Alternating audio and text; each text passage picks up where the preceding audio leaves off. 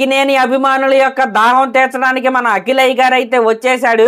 ఇందాకే ఆయన కొత్త సినిమాకి సంబంధించిన టైటిల్ గ్లిమ్స్ అయితే రిలీజ్ అయింది. నిజంగా ఆ గ్లిమ్స్ లో మన అయ్య గారు అయితే ఒక పక్క మాస్ విలేజ్ బాయ్ గా మ్యాసీగా అయితే కనపడుతున్నాడు. మెయిన్ గా ఈ గ్లిమ్స్ లో ఈ షాట్ ఏదైతే ఉందో నెక్స్ట్ లెవెల్ లో ఉందన్నమాట.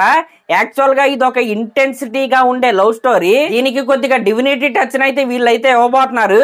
గ్లిమ్స్ లో మీరు కనుక చూసుకుంటే ఈ షాట్ అయితే చూడండి, గొడ్డలు పట్టుకుని మన అఖిలయ్య గారు అయితే నిలబడ్డాడు.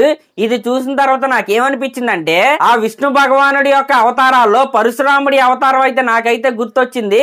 ఒకవేళ హీరో క్యారెక్టరైజేషన్ కి ఆ అవతారాన్ని అయితే రిఫరెన్స్ గా అయితే తీసుకోవచ్చు. ఇంకా ఈ సినిమాలో హీరోయిన్ గా శ్రీలీల అయితే నటిస్తుంది.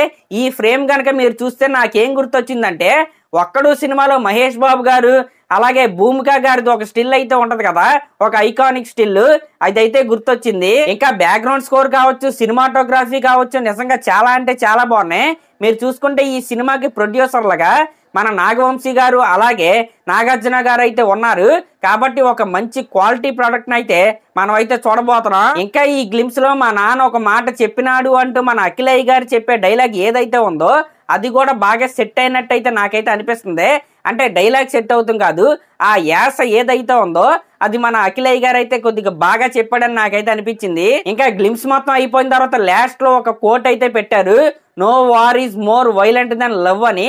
మీరు ఎక్కడే అర్థం చేసుకోండి, ఈ సినిమా ఒక వైలెంట్ లవ్ స్టోరీ లాగైతే ఉండబోతుంది.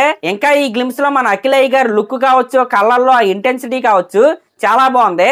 కాకపోతే నాకేమనిపించిందంటే తండేల్ సినిమాలో నాగ చైతన్య గారి లుక్ అయితే గుర్తొచ్చింది.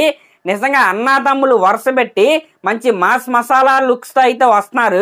మరి నాగ చైతన్య గారి కెరియర్ లో తండేల్ సినిమా ఎక్కువ కలెక్ట్ చేసిన సినిమా లాగైతే మిగిలింది.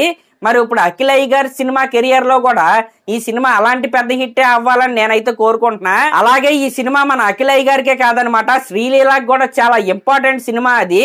ఎందుకంటే అప్పుడెప్పుడో ధమాకా సినిమా తర్వాత ఎప్పటి వరకు ఒక్క హిట్ కూడా లేదనమాట. రీసెంట్ గా వచ్చిన రాబిన్ హుడ్ సినిమా కూడా అలా వచ్చి అలా వెళ్ళిపోయింది. కాబట్టి ఆవిడ కెరియర్ కూడా ఈ సినిమా చాలా ఇంపార్టెంట్ గా అయితే మారబోతుంది.